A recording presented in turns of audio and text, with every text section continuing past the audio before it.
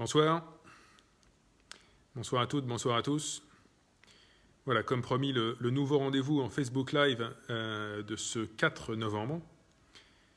Je vais attendre un petit peu que les uns et les autres arrivent, comme d'habitude. Voilà, on approche d'une petite dizaine et ça va, je le sais, monter assez rapidement. Bonsoir à Manon.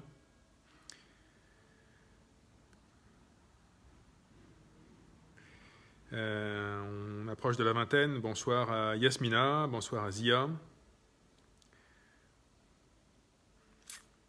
Voilà, on est une trentaine maintenant. Pas la peine non plus que je démarre trop tôt parce que si d'autres personnes arrivent et reposent les mêmes questions, bonsoir à Benjamin, à Margaret, bonsoir à Christelle, bonsoir à Billy, à Philippe, on approche de la centaine, bonsoir à Amandine, que je reconnais, ça y est, on est un peu plus de 100. Bonsoir à Karine, à Jérôme,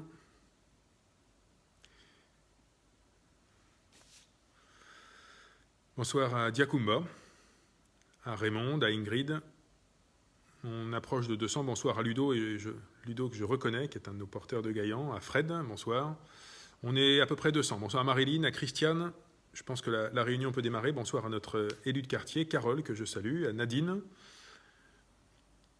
à Daniel, à Françoise. Et puisque je vais maintenant rentrer dans le vif du sujet, je ne vais plus pouvoir dire bonjour à tout le monde. Bonsoir à Christine, voilà, Marceline. Et on va démarrer. On va démarrer d'abord sur les questions commerciales, avec plusieurs informations. Donc, vous avez vu que le gouvernement a finalement évolué sur sa position ce week-end. Donc, ne sont plus ouverts que les commerces qui vendent des produits de première nécessité, mais surtout les commerces qui ont plusieurs types de produits ne peuvent plus vendre que les produits de première nécessité. Ça va être notamment le cas des grandes surfaces qui vont devoir fermer un certain nombre de rayonnages.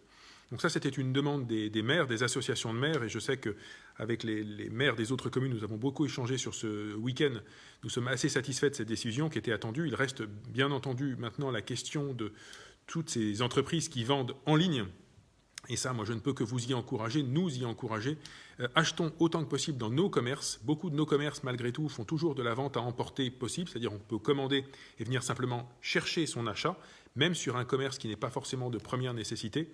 Vous pouvez notamment le faire par la plateforme acheteradouai.fr, sur laquelle d'ailleurs je proposerai au prochain conseil municipal du 13 novembre que nous puissions lancer une opération commerciale particulière qui permettrait que davantage de gens s'y inscrivent, que voilà, on puisse gagner des bons d'achat sur cette plateforme. Donc vraiment, j'y insiste, n'hésitez pas à faire vivre nos commerces douaisiens quand on ne peut pas s'y rendre en physique. En tout cas, on peut acheter à distance et venir simplement retirer son achat. Je signale d'ailleurs aussi une initiative qu'a pris Douaisis Agglo tout à l'heure. J'en remercie le président et mes collègues de Douaisis Agglo. Je pense que c'est une bonne initiative que voilà, tous les élus de l'agglomération, je pense, soutiennent, celle de prendre en charge sur les finances de l'agglomération les loyers de l'ensemble des commerçants qui ne peuvent pas ouvrir en physique, c'est-à-dire les commerçants type boulangerie, commerce alimentaire, commerce de première nécessité. Ça, les loyers ne sont pas pris en charge, mais les commerçants qui doivent fermer boutique, fermer le rideau, les loyers pourront être pris en charge par l'agglo. Alors, il y a quelques conditions. Quand vous êtes propriétaire de votre local, forcément, ce ne sera pas le cas. Il y a quelques conditions liées au SCI. Donc, rapprochez-vous de Douaisis Agglo si vous êtes commerçant ou commerçante ou artisan là-dessus pour en savoir plus. Mais c'est une belle proposition.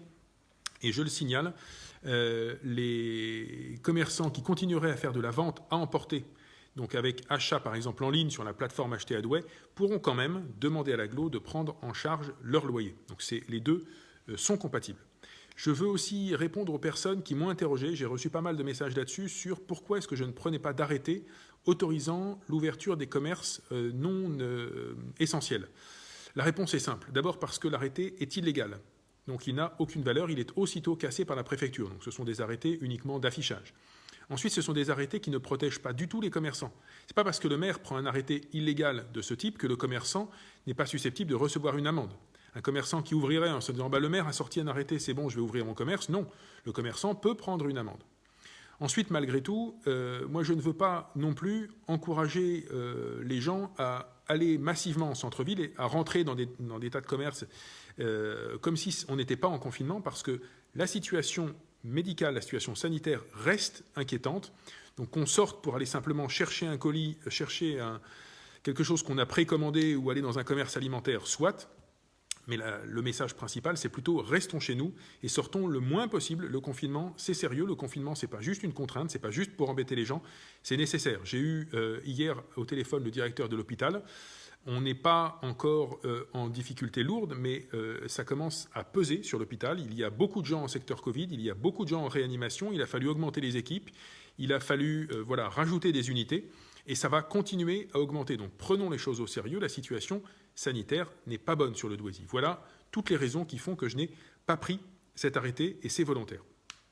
Des personnes m'ont interrogé également sur le stationnement en centre-ville. Étant donné que les entreprises continuent à travailler, que les commerces essentiels continuent à ouvrir, que les écoles sont ouvertes et que les professeurs sont donc là. Pour l'instant, il y a donc une activité malgré tout soutenue en centre-ville. Donc pour l'instant, il n'y a pas de raison d'enlever le stationnement payant. On va voir si vraiment l'activité finalement se réduit et qu'il y a beaucoup de places libres en centre-ville, le stationnement payant à ce moment-là n'aurait plus d'utilité. Mais pour l'instant, ce stationnement payant, je le rappelle, sa fonction c'est de libérer des places pour que les gens qui viennent en centre-ville puissent trouver facilement à se garer. Donc pour l'instant, le stationnement reste payant. Quelques informations avant de passer aux questions que je vois très très nombreuses qui tombent, mais je sais que le service de la communication répond aussi en direct le cas échéant. Deuxième information, voilà, vous verrez, alors c'est tout bête, mais cette petite affiche avec tout un ensemble de numéros d'urgence, elle sera affichée dans les écoles, elle sera affichée dans les panneaux de ville sous plexiglas, elle sera affichée dans le hall de la mairie, etc. Vous la retrouverez en ligne. C'est une initiative toute bête, mais on a repris dessus simplement les numéros clés. Le numéro d'accueil de la mairie qui est ouvert aux heures ouvrées en journée, le 03 27 93 58 00. Vous pouvez appeler ce numéro, vous avez un souci de voirie, vous avez un souci d'urbanisme, vous avez un souci lié aux écoles, vous voulez rencontrer un service, vous voulez rencontrer un adjoint, pas de problème, autant que possible. Les rendez-vous sont maintenus. Si ça peut se faire, le rendez-vous sera par téléphone en priorité. Si vraiment c'est nécessaire pour une raison précise de vous recevoir, on trouvera les moyens de vous recevoir, évidemment avec un plexiglas, le masque, le gel, tout ce qui va bien, mais on peut le faire aussi. Donc n'hésitez pas, le numéro de la mairie est ouvert, le numéro du CCAS également, pour toutes les personnes qui ont besoin d'une question sur l'élection de domicile, qui ont besoin d'aide individuelle, donc le 03 27 94 32 00 est sur cette fiche. Le pôle senior pour tout ce qui est le signalement de personnes âgées isolées, ça c'est important, les personnes qui veulent bénéficier de la navette, et je rappelle que la navette ça peut être maintenant plus de 2 fois par mois. Pendant le confinement, on va essayer d'aller au-delà de 2 fois par mois. Vous avez aussi sur cette affichette le numéro de téléphone du pôle santé Grand Douai pour les personnes qui présentent des symptômes Covid ou simplement qui veulent rencontrer un médecin et qui n'arrivent pas à contacter un médecin traitant ou qui n'ont pas de médecin traitant. Donc ce numéro-là est aussi dessus, 03 66 87 01 23. On le redonnera dans les commentaires et vous le trouvez sur le site de la ville et sur le Facebook. Puis vous avez tous les numéros d'urgence qui sont rappelés. Je rappelle qu'il existe un numéro d'urgence pour l'enfance en danger, il existe un numéro d'urgence pour les situations de violence conjugale ou familiale, donc tous ces numéros sont sur l'affichette, le 39 19 pour les violences conjugales, le 119 pour les violences sur enfants. Si vous avez besoin, ces numéros restent ouverts, et évidemment les autres numéros d'urgence que nous connaissons, y compris le SAMU social 115. Quelques événements. Le 11 novembre, les cérémonies auront bien lieu. Alors j'encourage la population à ne pas venir en masse. Il y aura une cérémonie à Dorigny, il y aura une cérémonie à Frémarais, il y aura une cérémonie au centre-ville. Même les membres du conseil municipal ne seront pas invités en masse. Le but est que la cérémonie soit raisonnable, restreinte. Mais nous diffuserons la cérémonie du 11 novembre du monument aux morts de l'hôtel, du centre-ville de Douai en ligne sur Facebook. Donc vous pourrez participer à la cérémonie du 11 novembre à distance. C'est plutôt de cette façon-là que je vous y encourage. Nous avons également le 9 novembre une cérémonie en hommage au général de Gaulle. Beaucoup de nous savent sans doute que le général de Gaulle est donc décédé, nous a quittés le 9 novembre 1970, c'est le jour de son décès, et donc c'était il y a 50 ans. Il y avait normalement beaucoup d'événements qui étaient prévus à l'occasion de cet anniversaire important pour la République. Malheureusement, nous avons dû les restreindre très fortement, mais il y aura quand même un hommage au monument aux morts le 9 novembre. Donc là encore, ce sera à 10h, mais je ne vous encourage pas à y venir physiquement. Vous pourrez aussi le suivre en ligne. Donc le 9 novembre et le 11 novembre. 9 novembre à 10h, 11 novembre, je n'ai plus l'horaire exact, mais le site de la ville et le Facebook le donneront. Ces événements seront retransmis en ligne. d'autres événements. Alors, le conseil municipal est bien prévu le 13 et aura lieu le 13, très vraisemblablement en version dématérialisée, à distance, mais il y aura normalement une possibilité de le suivre à distance. Et, pardon, je reviens un bref instant sur l'événement concernant le général de Gaulle. A priori, ça n'est pas le 9, c'est le 8. C'est le 8. Le 8 pour le général de Gaulle, donc la veille de l'anniversaire de son décès, et le 11 pour l'armistice. Je salue d'ailleurs Thérèse de Mailly qui signale qu'il est possible de participer à ces deux événements en pavoisant ses fenêtres. Évidemment, c'est une très bonne idée et toutes celles et ceux qui veulent mettre un drapeau national, un drapeau français à leurs fenêtres, le 8, voire pour les 4 jours, entre le 8, le 9 et le 11 novembre, ils sont chaudement encouragés. Je termine sur les événements et puis ensuite je vais revenir dans le détail sur les questions qui sont posées. Nous avions évoqué une réunion publique qui normalement au départ devait se tenir ce vendredi, de restitution sur la présentation du projet de cœur de ville, d'évolution de la rue de Bélin. Bien entendu, il n'y aura pas de réunion publique, mais nous sommes en train de réfléchir à organiser quand même une présentation du projet, une restitution notamment de l'enquête qui a été menée pendant tout le mois d'octobre auprès des habitants sur ce projet de centre-ville. Donc, tenez-vous informés, ce sera sur le Facebook, ce sera sur le site de la ville, cette restitution aura lieu. Et puis je signale aussi qu'il y a en ligne en ce moment une enquête sur le nom qui pourrait être donné à la nouvelle place du Faubourg des Querchins, entre l'école Painlevé et l'école Léonie Maillot. Alors certaines personnes me demandent, mais pourquoi est-ce qu'on fait une enquête pour donner un nom particulier, notamment ce sera un nom de femme a priori à cette place, pourquoi ne pas donner le nom de Samuel Paty à cette place ? J'ai consulté les élus majoritaires sur ce sujet. Moi, je ne souhaite pas me précipiter sur ce sujet. Peut-être qu'un jour, il y aura le nom de Samuel Paty, d'Arnaud Beltrame à des lieux ou à des salles de la ville de Douai. C'est vrai que ce sont des événements qui nous ont tous fortement marqués.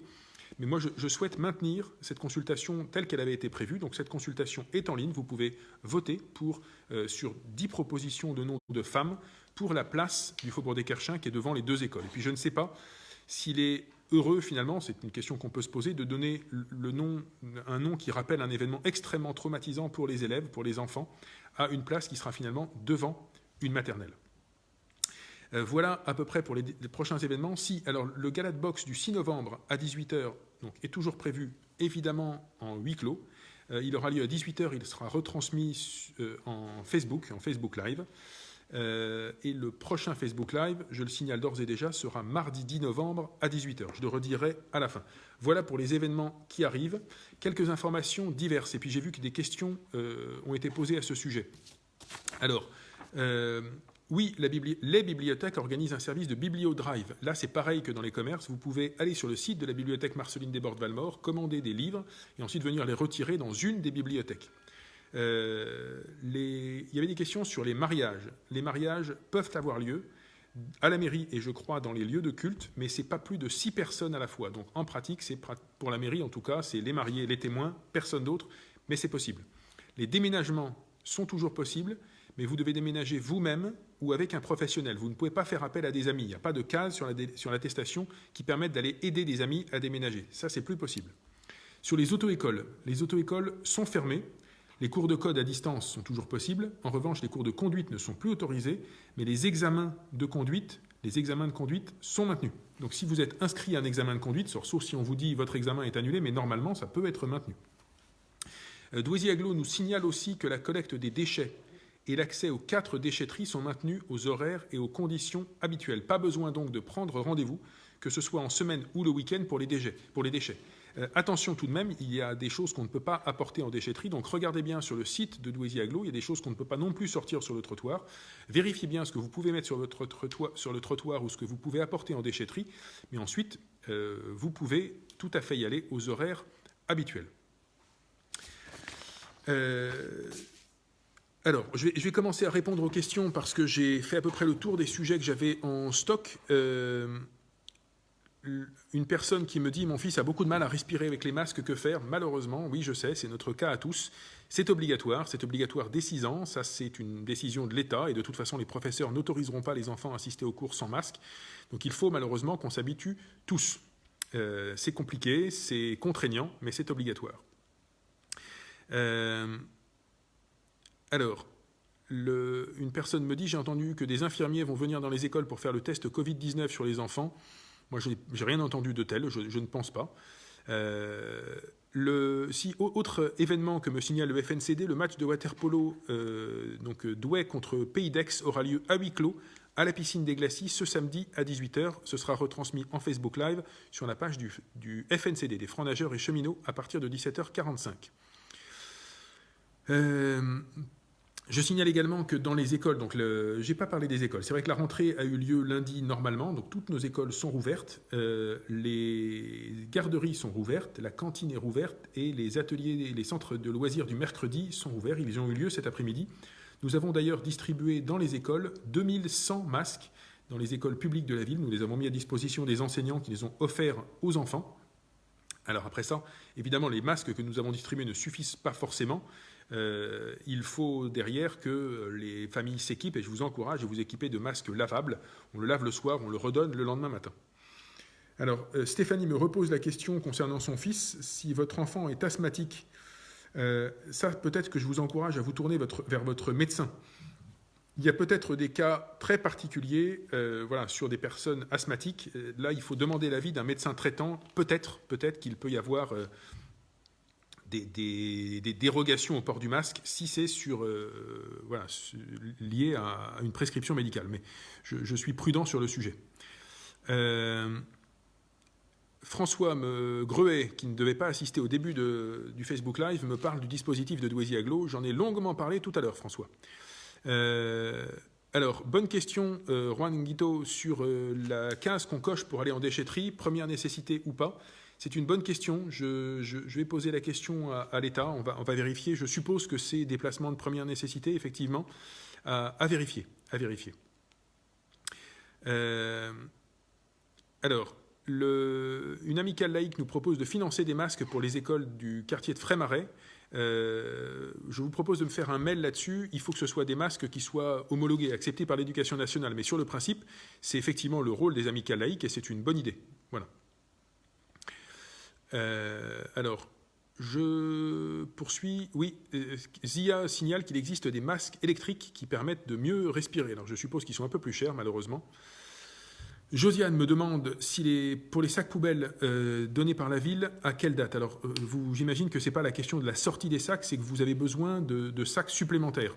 Ça, les sacs sont distribués par Douaisis-Aglo, donc appelez Douaisis-Aglo. Normalement, je suppose que vous pouvez aller chercher des sacs, c'est une sortie pour des produits de première nécessité. Il me semble que des sacs poubelles, on en a besoin. Vincent me demande si la MJC est ouverte. Allez voir sur le site de la MJC, à mon avis, elle est pratiquement fermée pour toutes les activités. Je ne pense pas me tromper en disant que la MJC est fermée. Kelly me demande comment prendre rendez-vous avec moi pour un appui au logement. Alors Kelly, appelez la mairie au 03 27 93 58 00 et vous pourrez prendre contact, vous pourrez prendre un rendez-vous téléphonique avec le service logement. Jocelyne me parle des églises. Alors là, je rappelle que toutes les églises sont fermées à partir de ce lundi. Il n'y a plus de culte malheureusement dans les églises, dans les mosquées, dans les temples pour les prochaines semaines jusqu'à la fin du confinement. Il y a eu effectivement encore le week-end dernier, j'ai assisté d'ailleurs à des cérémonies dans 2 de nos églises pour aller voir comment ça se passait. C'est vrai que la police a fait un gros travail avec Sentinelle pour essayer de sécuriser les églises. Il n'y avait malheureusement pas forcément toujours à un instant T un policier devant chaque église, mais la police a tourné, Sentinelle a tourné. Et je sais que l'État qui avait en charge de la sécurisation des lieux de culte a essayé d'être le plus présent possible. Alors, je descends, il y a beaucoup de questions. Répondre à tout. Voilà, le service communication confirme que la MJC est fermée. Pauline me pose la question sur les cantines. Nous avons de toute façon un protocole sur les cantines, donc nous essayons de séparer le plus possible les groupes. Nous mettons des plexiglas pour que vraiment les enfants soient autant que possible toujours avec les mêmes enfants à table, séparés les uns des autres. Donc on limite le plus possible les contacts entre enfants à la cantine. Après ça, si les parents qui le souhaitent peuvent tout à fait décider que leurs enfants mangeront à la maison. Ce n'est pas un souci, c'est au choix des parents. Mais évidemment, il y a aussi des parents qui n'ont pas le choix, donc c'est pour ça que la cantine se poursuit. Marie me demande pour les impôts, etc., est-ce que c'est sur rendez-vous? Alors, si vous avez des questions à poser sur les impôts locaux, la taxe foncière, vous pouvez prendre rendez-vous téléphonique avec la ville là-dessus. Effectivement, après ça, je pense que le service des impôts de l'État le service des impôts des particuliers répond toujours, en tout cas j'espère, il existe toujours un service des impôts des particuliers à Douai, et à mon sens, il est contactable par téléphone. On pourrait peut-être sur le site de la ville d'ailleurs mettre le numéro de téléphone du service des impôts des particuliers, qui est donc un service de l'État. Alors, Valérie me demande, comme tous les personnels du tribunal, nous venons travailler, y a-t-il des verbalisations pour le stationnement? Oui, le stationnement payant est toujours en place, donc c'est comme d'habitude. Les personnels du tribunal se garent comme ils en ont l'habitude, en payant leur stationnement ou en se garant un petit peu plus tard, un petit peu plus loin. Je rappelle que la place du Barlet et les grands parkings du boulevard de la République sont gratuits. Élodie me demande comment nous allons aider les associations sportives suite à ce coup dur. Alors les associations sont en train de remplir vont recevoir leur dossier de demande de subvention pour 2021. En fait, les associations qui souffrent le plus, c'est les associations qui ont des salariés. Donc nous serons vigilants auprès de celles-ci. Les associations qui n'ont pas de salariés, en fait, vont avoir beaucoup moins d'activités, certes, mais du coup, il y a beaucoup moins de déplacements, donc il y a beaucoup moins de coûts. J'ai assisté à quelques assemblées générales d'associations. Finalement, pour certaines, le coût financier est tout à fait absorbable. Une question de Khaled qui parle du conservatoire. Là, sur le conservatoire, nous suivons les règles nationales. J'explique de quoi il retourne. Effectivement, au conservatoire, les classes CHAM, classes horaires aménagées musique, se poursuivent en physique au conservatoire, parce que ça, c'est apparenté à de l'école, étant donné que c'est à des horaires où normalement tous les autres enfants sont en classe, c'est l'après-midi, et à des horaires où les parents, la plupart du temps, travaillent. C'est pour cette raison que nous gardons les CHAM au conservatoire, que nous les accueillons comme le font les écoles. Pour les autres élèves, les élèves en cours du soir, alors en fait, nous allons simplement garder, je crois, les troisièmes cycles, les plus grands élèves, ceux qui sont quasiment en cycle professionnalisant. Il y aura des cours en physique. Pour tous les autres, les cours du soir, finalement, ça s'apparente à de l'activité associative. Et normalement, le soir, les parents sont rentrés chez eux. Donc ces classes-là, ces cours-là, les cours du soir, la plupart des cours du soir se feront à distance. Et là, normalement, les enfants, les élèves vont être contactés par leurs professeurs pour organiser des cours du soir. Et ça, c'est à chaque professeur de s'organiser. Voilà, donc ce n'est pas une question de plus ou moins contagieux qu'à l'aide, c'est simplement que les CHAM, c'est apparenté à de l'école. C'est pour cette raison que ça s'est maintenu. Merci au service communication qui diffuse donc en ligne, là en direct, les nouvelles propositions qu'a fait Douaisis Agglo de prendre en charge, c'est pas une proposition, c'est un engagement de prendre en charge les loyers des commerces qui ont dû baisser le rideau, même si ces commerces continuent à vendre en ligne, par exemple via la plateforme Acheter à Douai. Jean-Christophe Leclerc, notre adjoint au cadre de vie, nous relaie d'ailleurs l'information du CIMEVAD, sur le déplacement en déchetterie. Effectivement, il faut cocher la case convocation judiciaire ou administrative et pour se rendre dans un service public. Voilà, c'est ça. Evelyne me demande si on peut se rendre en Belgique. Pour ma part, moi je crois que non, on ne peut pas se rendre en Belgique. Evelyne me demande comment... Alors je ne pense pas que ce soit la même Evelyne, non, c'est une autre Evelyne, me demande comment faire quand on n'a plus de sacs jaunes poubelle. Appelez Douaisis Agglo et je pense que là encore, il faudra aller retirer vos sacs, à mon avis, à Douaisis Agglo. Alors, Marie me dit mon téléphone, ils ne répondent pas. Mais je vais demander à notre service de jardin et de cadre de vie de contacter Douaisis Agglo, de se mettre en rapport avec eux pour savoir comment on peut faire et quelles réponses on peut apporter. Je réponds à Chantal également. On va mettre sur le site de la ville, dans notre foire aux questions, quelles sont les conditions pour rejoindre la sécurité sociale, la CAF, le service des impôts aux particuliers. Franck me demande si on peut mettre des visières aux enfants en primaire. Alors, les visières, à mon avis, ça ne protège rien du tout, parce que dès lors que l'air peut sortir par les côtés, si on est contagieux, le virus se diffuse, donc une visière ne sert à rien. Voilà. Alors, Rachel me pose la question des assemblées générales de quartier. Pour l'instant, les assemblées générales de quartier, on a souhaité ne pas les faire à distance. C'est un petit peu compliqué. On va plutôt les reporter finalement. Ce n'est pas quelque chose d'urgent. Donc, nous les ferons. Mais toutes les assemblées générales de quartier qui étaient prévues pendant le confinement sont reportées. Karine me repose une question qui avait été posée la dernière fois. Les lycéens ont-ils le droit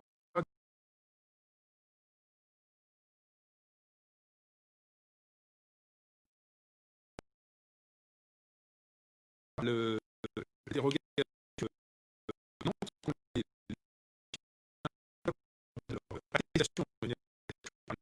valable toujours pour ceux au collège et au lycée, et à la limite, de leur en journée journée pour se détendre. Donc c'est soit sur permanente de collégiens ou lycéens, et en cochant voilà, l'heure de sortie quotidienne. Alors c'est vrai que je dis ça, dans l'heure de sortie quotidienne, normalement c'est 1 kilomètre de son logement.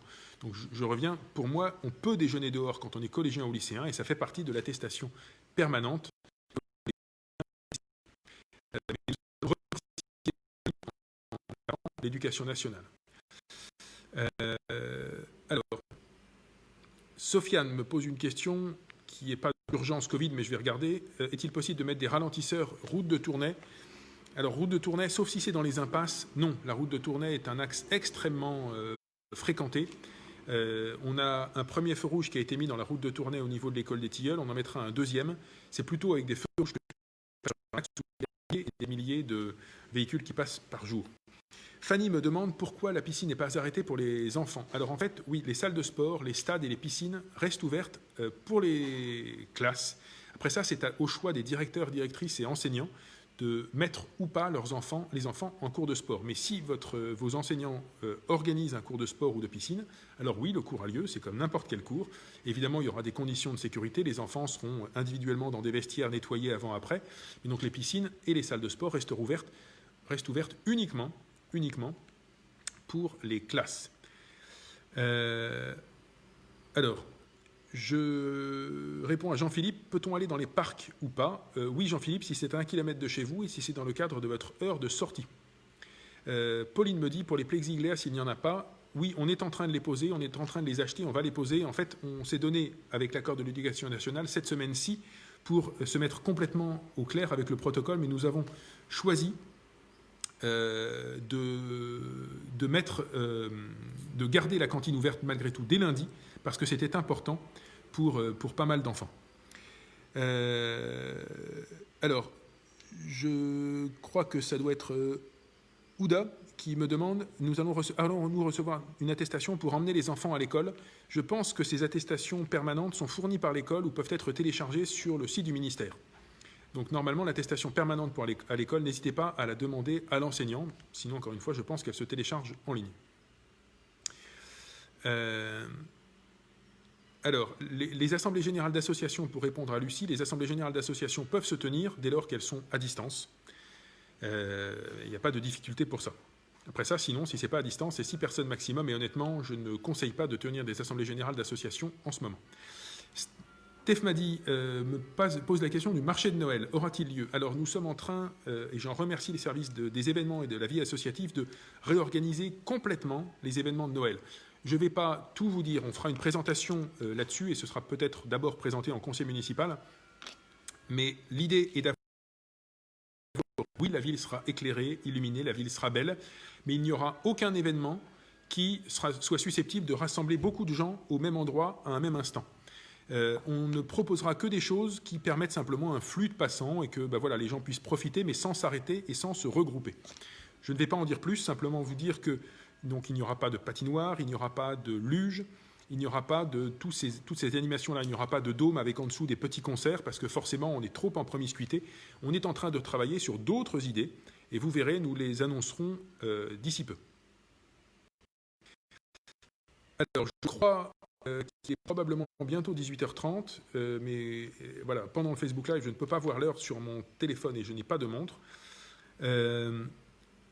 Je vais répondre néanmoins à quelques dernières questions. Sab me demande si les écoles... non, pas, c'est pas Sab, pardonnez-moi. Sandra demande si les écoles vont fermer. Je n'ai pas cette information-là. Vraiment, a priori, ce que l'Éducation nationale nous dit pour l'instant, c'est que les écoles restent ouvertes. Elles restent ouvertes et je vous encourage à y mettre vos enfants, sauf évidemment s'ils sont malades.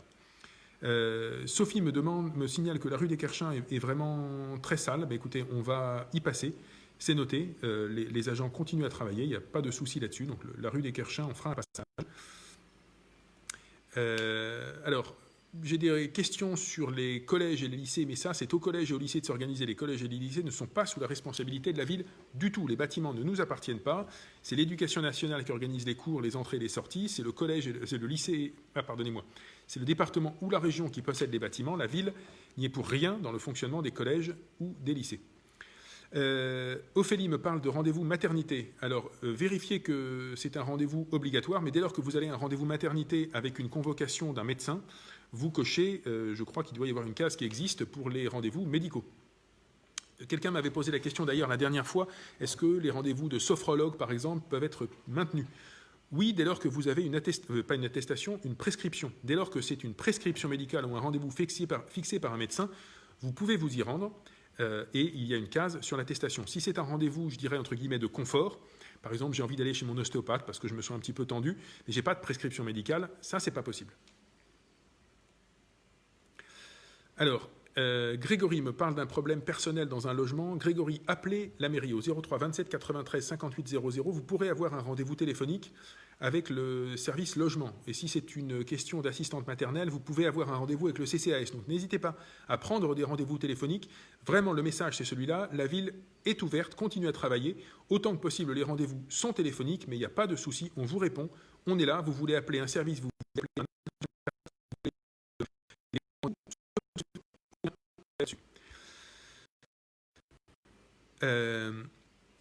voilà, Evelyne, j'ai répondu sur les Noël. Laetitia me signale qu'il y a beaucoup de feuilles dans l'école Denis Papin. Eh bien, écoutez, on va noter. Donc, rue des Kerchins, ça c'est noté. École Denis Papin, on va aller enlever les feuilles, on va faire un passage. C'est vrai que les feuilles, parfois, il peut en tomber des dizaines de kilos au même endroit en une seule journée. Pas de souci. Voilà, il est 18h31. Je pense que je vais bientôt arrêter. Peut-on se faire dépister contre le Covid dans les pharmacies sur Douai? Me demande Sophia, je ne pense pas qu'on puisse. Mais vous avez sur le site de la ville et vous avez sur le site de la CPTS du Grand Douaisis toutes les informations sur les lieux où on peut se faire dépister. Il y a plusieurs laboratoires, il y a des drives, etc.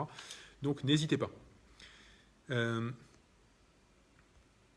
Alors, une dernière question. Je vais poser une question sur un rendez-vous de dentiste.